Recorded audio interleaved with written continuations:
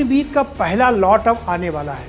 मात्र 25% रिटेन किए जाएंगे, 75% खाली हो जाएंगे। 70% तो एडजस्ट हो जाएंगे जी, बाकी अपना रोजगार कर सकते हैं। अगर उसमें उनको होगी उनको हम सब्सिडी देंगे। जो युवा यहाँ से बाहर के रोजगार के लिए जाते हैं तो उसकी वजह से भूमि काफ़ी बंजर भी हो गई। क्योंकि यहाँ पर पलायन बहुत बड़ा मुद्दा है।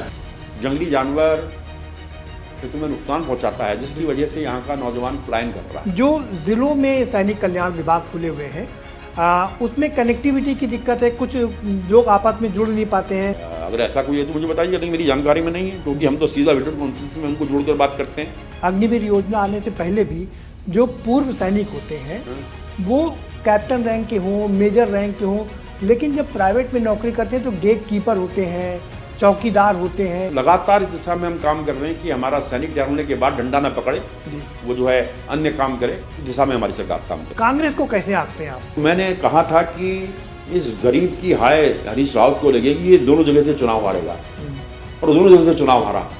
उसके बाद फिर चुनाव हार गया, और जिंदगी में कभी जोशी चुनाव नहीं जीतेगा। मैं आज फिर कह रहा हूँ, जहाँ संघर्ष वहाँ गणेश जोशी जी। मैं 3 महीने अपने घर में नहीं सोया हूँ। पुलिस ऐसे ढूंढती थी जैसे कोई आतंकवादी हो। पुलिस पहले पूरा घर घेरती थी, फिर रजाई उठा के देखती थी।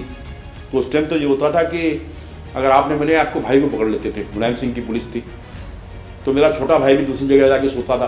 किसने आपको निपटाने के लिए इस कंस्टिट्यूंसी में भेजा था? तो राजनीति में एक दूसरे को निपटाने की कोशिश होती है। जी। तो मुझे लोगों ने कहा गणेश जोशी वहाँ जाएगा और निपट जाएगा, तो मुझे निपटाने के लिए भेजा था। जो घोड़ा कांड है ना, बड़ा चर्चित है। क्या था वो कांड? वो पूरा देखिए, कहते हैं कि आपने उसको लाठी मार दिया, उसकी टांग टूट गई, उसके बाद मर गया। जितनी पब्लिसिटी मुझे उससे मिली, ब्लेसिंग अगर मैं 10 करोड़ रुपए भी खर्च करता तो मुझे नहीं जानता। आज मैं पूरे हिंदुस्तान में मैं जानते गणेश जोशी कौन है। उत्तराखंड में 4 धाम है, आपने सैनिकों के लिए एक धाम बनाया जिसको 5वें धाम के रूप में जाना जाता है। प्रधानमंत्री जी की परिकल्पना और धामी सरकार का ड्रीम प्रोजेक्ट, जिसे पूरा करने का सौभाग्य मुझे प्राप्त हुआ है, बनकर तैयार हो गया है।